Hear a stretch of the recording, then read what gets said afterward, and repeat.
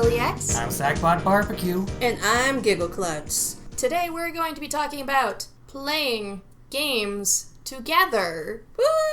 And if you remember our old slogan, it was like, this is the podcast where we play single-player games together. Which, I mean, I still use that to plug on my stream. I just don't say it in the episode because it's not always applicable. I mean, sometimes we talk about gaming topics and all kinds of other stuff, but it's the aspect that our podcast was founded on. Mm-hmm. Today, we're finally going to dedicate an episode just to that. Yeah, just to that. Let's see, how we started playing games together. We started playing in a more traditional sense. We were, playing board games and stuff, every Wednesday. Yeah, we had board game night as a family. Mm-hmm. And, the thing about board games is you kind of have to, want to win a lot of the time.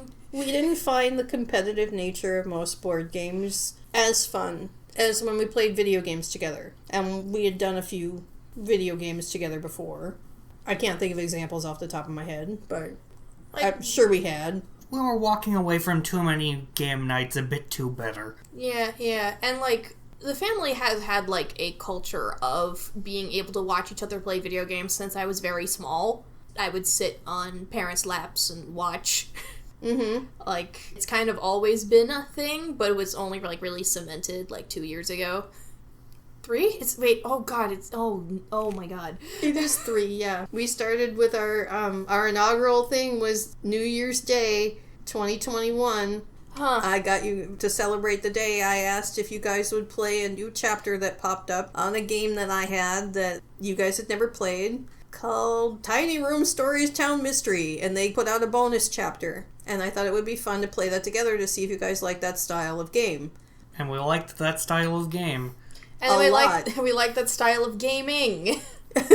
A lot, yeah. And so then we moved on to playing the full game. I'd already played it a couple times myself, and so I was there in the background to help out with the couple puzzles that gave you a lot of trouble. But other than that, it was mostly, sit on my hands and hang out with you guys while you played the game.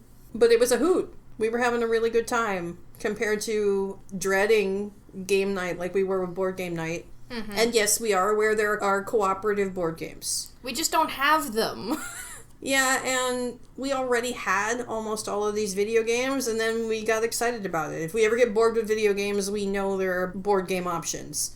But right now, we liked it enough, we made a podcast about it, so. The rest is history, I guess, and history yet to be made. History we are actively contributing to right now. Now I'm frightened. Well, you don't like recording history? I can understand how there's this difference of emphases that can occur when it's being labeled as history instead of just making a journal. Or just doing a podcast. Yeah. I mean, calling it historic is a little bit of a stretch, I think. I don't think we're ever going to have that kind of reach. And that's okay. I don't mind being very niche. What? Do you mean that archaeologists aren't going to glean useful information about the 2020s from listening to us talk right now? Oh my gosh. There's always a chance. But, in all honesty, I can live with that. I hope so. I want you to live. So anyway. Thank you for listening to this podcast, Archaeologists of the Future. Okay, guys. So, moving on to giving this some actual substance to study in the future. Right, because this isn't how games are supposed to be played. I don't think most developers think, yes, how can I make the single-player game playable by 3 people in a living room? Yeah, it's generally when I've seen, one of the most clear instances I can remember of developers designing the game around the idea of spectators went real bad. You're gonna have to catch me up on that later. I don't know, Jackbox's audience thing. But that's inherently multiplayer.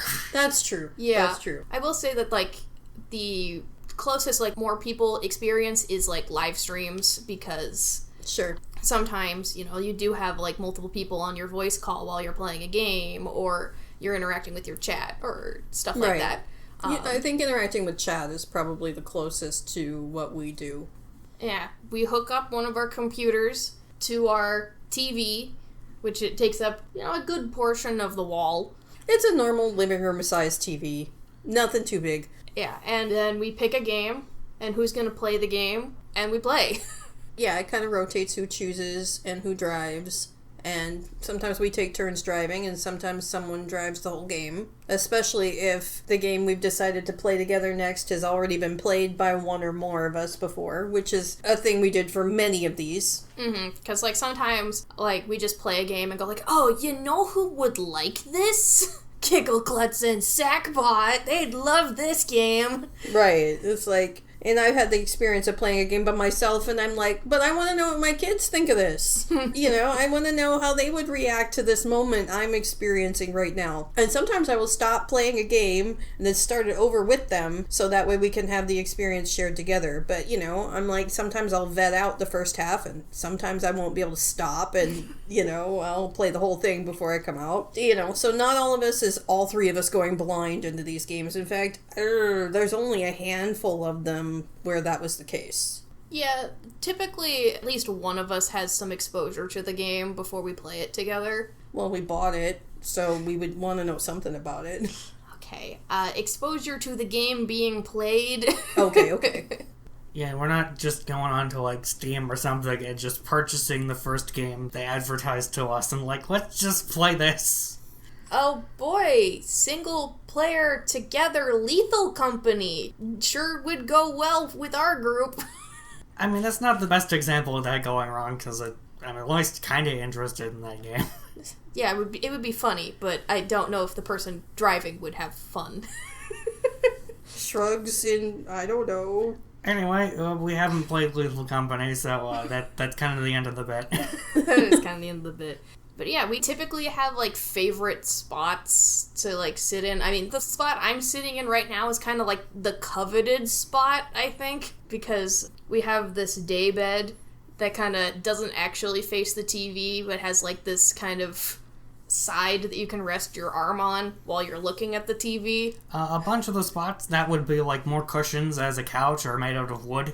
Yeah, Yeah, but anyway, I don't know how important our furniture setup is to the audience's understanding of how we play games, but... Yeah, it's there's an additional, just a physical aspect of where everybody sits that can come up.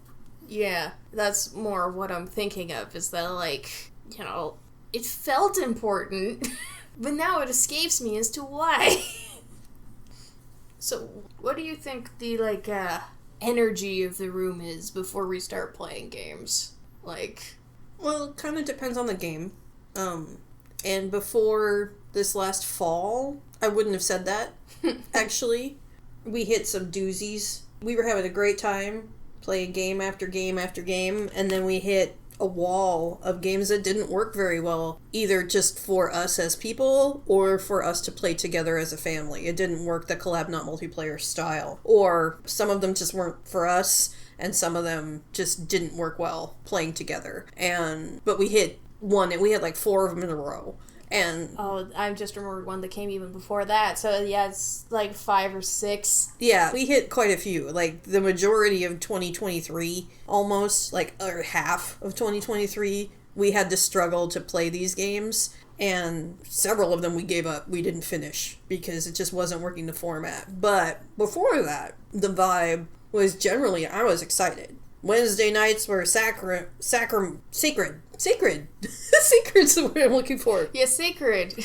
It's we don't mess with Wednesday night. We need that to all hang out, and I really looked forward to playing the game. Yeah, it's I would have people going hey, so when can we, hang out or talk? Is Wednesday good? And I go, no, Wednesday's not good. Pick a different day, please. I don't know why I delivered it like that. Why not? But anyway, the vibe is, it's kind of party time. We're all having fun together. We look forward to it. Sometimes have a nice warm drink. Sometimes we make food beforehand, so we're just snacking. Yep. During opening cinematics. But there's definitely a party vibe most of the time. And even if the game itself is frustrating us or one of the characters in the game is frustrating us. I think that leads into the next point, is that, what do we get out of it, right? Well, that's not how I wrote it down, but sure. How I articulated this in my notes here is that we are experimenting with games.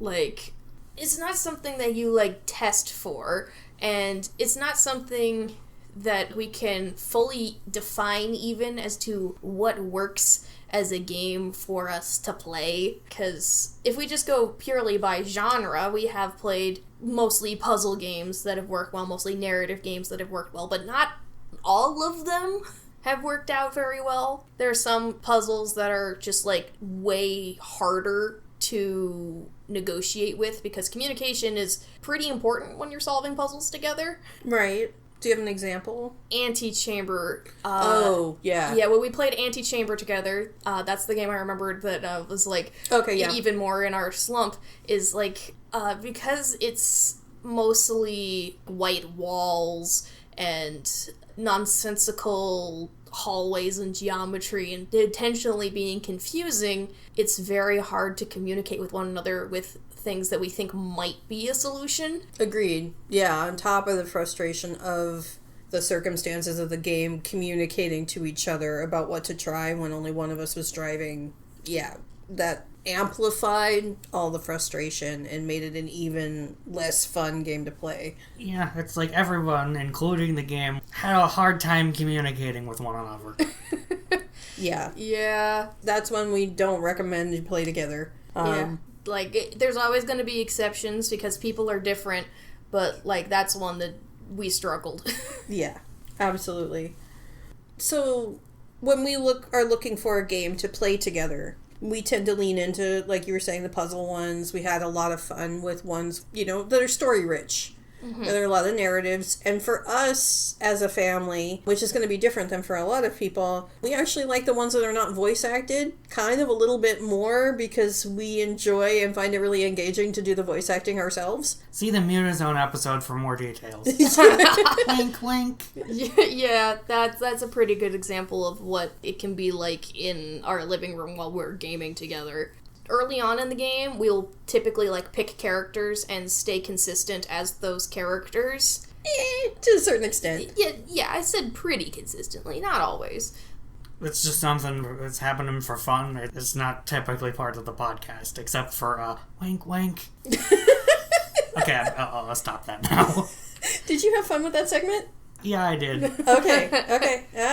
Be warned, audience. Be warned. Maybe someday more of that stuff will show up on the side channel. Anyway, if you'd like more stuff like that in the side channel, please drop it in the comments. And I know some of you have in the past, and we haven't done anything about it yet. Well, we'll get to things. We'll get to things. We're getting back into the narrative flow and making sure we get these out on time, so... Yeah, there's a lot of stuff that goes into an episode, and, and we're human beings with stuff going on in our lives, so... Yeah, and then we also have to have the time to actually play the games. Yeah. Honestly, yeah. There's the playing the games and the talking about the games and then the organizing the episodes, recording the episodes, editing the episodes, and doing all the publishing stuff. As well as creating those sweet memes, so... Yeah. Just remember, if you want to try out this format, doing stuff for yourself, just remember, you don't have to do the podcast part. Yeah, that makes things a lot easier. Yes. Heck, you don't even need to have a consistent day a week. I mean, you might not want to take too long of a break for any given game, because... Between the sessions, so you can keep track of what's going on. Yeah. I mean, if I were going to bring up a game that I did not like, that did one thing really amazing, Return to Monkey Island's catch us back up on the story was amazing. Aww. That was really cool. I loved that feature. I was really glad that existed, because whenever you start that game up again, they're like, do you need to get caught up? And then Guybrush and Boybrush. Oh my god, I still can't get over that. It's adorable, but... It's gross. I'm sorry. Well, Naming him Boybrush is gross. The situation is sweet, yes. The situation very sweet. It's just do you remember what's happening in the story? I think it's really respectful of the way people have to fit games into modern lives. You know, where it's like, oh, quick, do you need a quick catch-up? You know, it's like, previously, in this game you've been playing, this is what you've been trying to do, and this is what's going on. Like, oh, thank you for catching me up. That way you're more likely to get immediately immersed, if there's anything to get immersed in. Anyway. Yeah. Mutazone also has the journal that you can take a look at and see what you're doing that day, and what has happened on every previous day if you need to get caught up, which was also a really good way of handling that. Especially when you have a game like that where it has so many characters in it, it can be good to know, like, oh, right, that character is upset after yesterday. Ooh. See, that was so hard for me to imagine being able to leave Mutazone alone for a couple weeks and then come back to it. I'm like, I'm sorry. Every time I don't know how many times I've played it now. 3 or 4. And yeah. And every time I zip right through. So, I find it a very compelling story. Highly recommend Mutazone. You know, go listen to our episode if you want to know more about it. But yeah, it's a lovely game. Highly recommend that. We had a lot of fun playing it together, but it is not voice acted. So if you're playing it together, those games, if you don't like voice acting with each other or reading things out loud, I can't imagine what it'd be like to play them together. Is it just sitting there looking at the screen and everybody going, done, done, done? I'm like, that could work for you. I mean, it could, but it's hard for me to imagine because some of the party atmosphere is us all reading this stuff together on the screen. And I think for us, that pulls the action and the story back out. You know, like sometimes we'll break the fourth wall when we already did that when we're reading it out loud. Being like, oh my god, what do you think they mean by that? You know, it's like what's gonna happen next? Oh god. Yeah, of course, this can also go the other way, like when we were playing In Other Waters, where we're kind of... Excuse me, I'm gagging a little bit. That one was not fun to play together. We had to stop and not finish. That was part of the contribution to our slump. Meeting that game where it wanted to be was an insurmountable task for us, unfortunately. Yeah, although we did do a lot of, like, fourth wall breaking and going like, really? This is your science? In a way that's kind of funny. Yeah. So I could see that, like, people who like making fun of stuff have grounds in video games if you wanted to play together. Mm-hmm. Not that I'm saying that the games that we play are bad. I'm just saying there's sometimes disconnects. Right. Well, and that's kind of what the joy of playing together is that we're sharing these frustrations, we're sharing the confusion sometimes, you know, or the pull of mystery. Yes, so we're having a good time, we get to have it together. If we're having a bad time, we'll be there to support each other. Mm-hmm. Yeah, and like, you wouldn't have even made it as far into the witness as you did if we weren't playing it together. But you never would have picked it up on your own either, though. Oh, no. It was on my wish list. I heard so many people like the game, or at least talk about the game, and we stream the game, or... Yeah, and we have mixed feelings about that. See the previous episode. Anyway... Like, I have many more mixed feelings. A lot of these games that we are mentioning, we either have episodes out already or are going to have an episode of someday. Yeah, we have a long list of things that are cooking in the background. But the thing is that even in like 6 months before we started the podcast, we were cooking some of the things that we produced in the last year. So if we mention it as something we're planning on doing, we've pulled most of those out into the world, so we probably actually will get there. Just, it might take a while. Mm-hmm. But I love the most is the jokes. You know, I mean, sharing the frustration and having that to talk about is fun, but I love the jokes. And I also love the brain buzz, like sharing the brain buzz. If there's things going on, or the story, or the situation in the game is making me think, being able to share that with you guys is just amazing to me. I love having the games we play together become part of the family culture. That's one of my favorite things about playing together. So you're doing something that's going to have a lasting impact. You get to have your folks there to have it with you. Yeah. Yeah, because, like, we're typically, like, all present. I don't think we've had a game that, like, since we've done this, we're, during the scheduled time, we only have 2 out of the 3 of us. That Wednesday night is for the family. Yeah. Although sometimes we do play games outside of that together. Oh, yeah.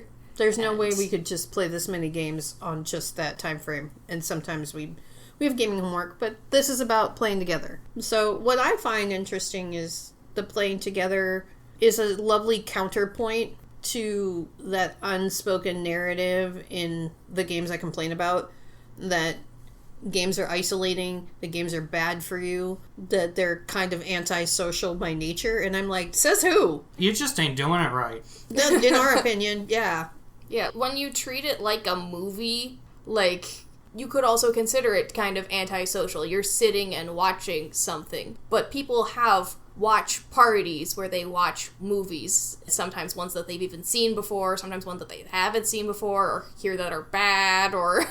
like, you turn media into a social experience. Yep. So you can do the same with video games. So... while we enjoy mostly, like, puzzle games, especially, like, point-and-click adventures often go very well because... I like to think it's because most of the items that you interact with are labeled. You know what they're called. You can go, like, hey, can you use the hand mixer on the windmill? Can you try that one for me? Unless there's a narrative reason to be doing that, let's hope your game is not doing that to you. But, yeah, at some point, maybe we'll do Puzzles Gone Bad as an episode, but... Well, you better hope I don't develop a point-and-click game now, because that's going to be one of the solutions. Fine. I look forward to playing your point-and-click game, kid. You just go for it. But yeah, I think that having everything clearly labeled or clearly identifiable helps a lot with interpersonal puzzle solving. But maybe you guys don't like to play puzzles. Like, don't let that hold you back from trying to play games together, because maybe you have something that you can bring to the table that the people that you're gaming with wouldn't be able to enjoy otherwise. Well, like, even if you're not that into puzzles, then maybe just story-rich walking simulator would be something that works for you, with or without voice acting, depending on your group dynamic. Mm-hmm. And then, like, maybe if you like skill-rich games, that you can play those, and, like, if your family isn't really good at skill-based video games, you can still share with them the story and the impact, or you can just explore a world together. Like, maybe you take preference on, like, the quests that you do based on what your family wants to see. There's a lot of ways that you can incorporate that sort of collaborative energy. Mm-hmm. It's about, gauging group interests and playing around that. We find it particularly useful for helping one or several of us to face something or do something that we might not be able to do alone. For me, I'm not great at hand-eye coordination, doing, like, puzzle platformers. It would be more fun for me to watch someone much more talented. In fact, both my kids are more talented at that stuff than me.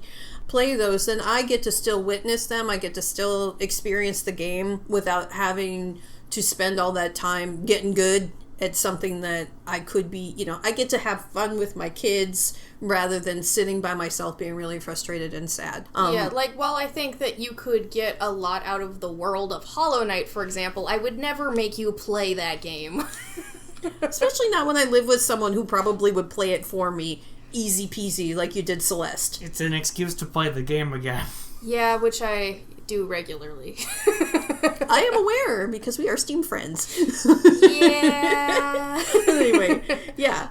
Another avenue that would probably work pretty well is horror, because, it can be more easy to tackle those sort of terrifying topics together than alone. So even if you aren't that good at toughing through horror experiences, you might still be able to do it with other people. That and the setup that we use where we're playing it in the living room together, the distance between yourself and the screen is a layer of insulation that can help the scary stuff feel a little further away, a little less in your face than when you're sitting a foot away from your screen, or with your phone or your handheld even closer. Duh! Yeah, I mean, it's like, it kind of builds on this whole thing where it's like, sometimes I've been watching, like, Let's Players or streamers that play some horror games, occasionally, and usually I find a lot of the scares funny when I'm not playing it myself.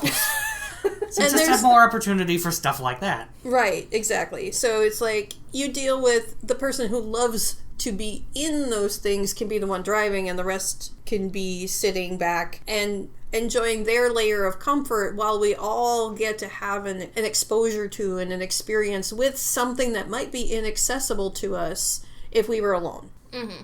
And I think that's one of my favorite things too, is that we get to support each other in taking us places that we might not have gone alone. Yeah, and even with, like, games that we think we're going to like, sometimes we still have hiccups. You know, it's like, I hear a lot of people love Psychonauts and think it's the funniest thing. It's very nostalgic. We tried to play it together. I was the one who was driving, and it didn't really click. We didn't really enjoy playing it together. One, the game is not a good fit for the three of us as people. It didn't hold up over time. Yeah, and it did not age particularly well on some of its subject matter. Yeah. It's very much of a certain era, and it's, you know, an era, or at least an aspect of said era, that we as a group don't really feel the need to go back to. But also, it's not a great game to play for the play together format. There's a lot of grinding involved. There's a lot of clunky mechanics involved. And it just, the action sequences didn't hold enough story together for the people who are not driving to really be interested in it. And I'm not saying that every game should fit our off-the-label format. We're saying this is a good example of one that people really like that didn't work for us at all to play this way. Yeah, it's important to, you know, maybe not judge video games as, like, base their quality off of, do they still hold up if we play them wrong? Yeah, like, if I held my controller upside down when I played Splatoon and then got mad at Nintendo, like, whose fault is that, really? Yeah. I mean, there are people who do things like that. Let's not be those people. I think that's, like, most of the stuff I have prepared for today, but we can keep rambling as long as we want. It's our show. I have a list here that we had talked about here since we started the Play Together project. Here's a list of games that we really enjoyed playing, which we've made episodes about several of these. We plan to make episodes about several more. You didn't write Frambo on there, I did, as we were talking right now, yeah. Okay, so Frambo was one we really enjoyed playing together. Notably, it is a point-and-click adventure puzzle game, so, like, that's, like, our wheelhouse. Yeah. So what? We're going to accept that a lot of these are going to be in that wheelhouse because that's a sweet spot for us. It also involved us voice acting because there were no voice actors for it, so... Yeah, it's like, I mean, hey, if it ain't broke, don't fix it. We say it like that because we are always trying to push our boundaries a little bit, always trying to try new things and not get stuck in a rut. None of us really want a type. We want to be expansive. I don't know why. It's just something that all three of us seem to really enjoy, not just pigeonholing ourselves. So we're open to... healthy. Yeah. Mm-hmm. But anyway, Frambo, The Stanley Parable, a game called Roki. We enjoyed playing together a lot. Another point-and-click adventure game. The Last Campfire, which we just did an episode about. Don't Escape 4, which is another point-and-click adventure. Yes. Broken Age. A point-and-click adventure. Tiny Room Stories Town Mystery. Point-and-click Puzzle Adventure, yep. Some Distant Memory, which is, yep. Similar vibes. Similar vibes. Mutazone. Grotto. Grotto's in a class by itself. We will talk about that extensively in the future. Yes, we will. And Frog Detective, the first one. We plan on playing the other ones, but we've only played the first one so far. And so all of them are kind of story-rich, fun little games. I mean, some of them are little, some of them are more expansive. And, you know, some of them, it's like, you know, fun definitely happens, but it's not necessarily, like, the big defining thing. Yeah. I don't want to just tell you to play Frambo because it's fun. Yeah. I mean, it is fun, but it's a lot as well. Right. Oh, yeah. Yeah, that one's definitely for grown-ups.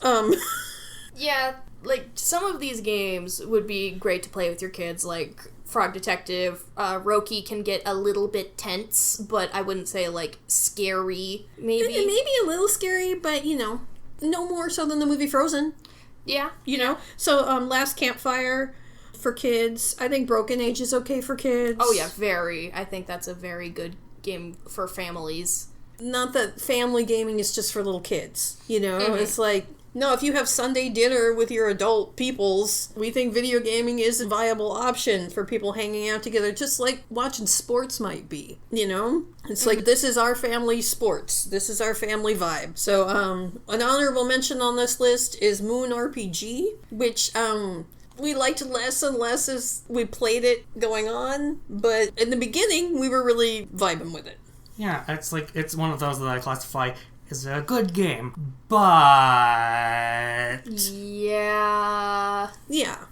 And we plan to talk about that one at length at a later date. Yeah, like, that game, I will say right now, one of the things that it does do that I think lends pretty well to us playing together is that it's weird as hell.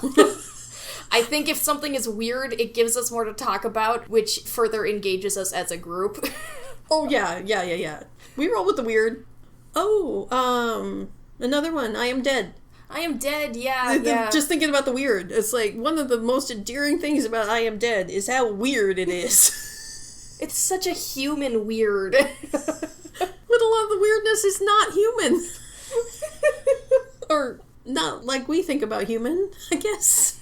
It's nice to see that alongside that weird aspect, I Am Dead has, it's also, just very wholesome. Mm-hmm, yeah. Mm-hmm. We do tend to lead toward wholesome, but not always. And we do tend to lead toward narrative rich, but not always. Yeah. But those were our favorites. We've played others. Yeah. We have a whole document. Yeah. We've played a lot. And we're going to keep playing. I hope we keep playing long after we've decided the podcast isn't working anymore. But we'll see. Yeah, who knows what life has going for us, so. And who knows how long we'll be creating for this project. Like, who knows, we might still have a collab, not multiplayer things, even if we don't do the podcast anymore. Yeah, because, being together, playing video games together, and talking about them has given us so many ideas. Mm-hmm. It has been an excellent time to just come together and be thoughtful. Yeah. And at some point, maybe we'll talk about what the creation process as a family project has done for us to grow as people and enhance things in our personal relationships.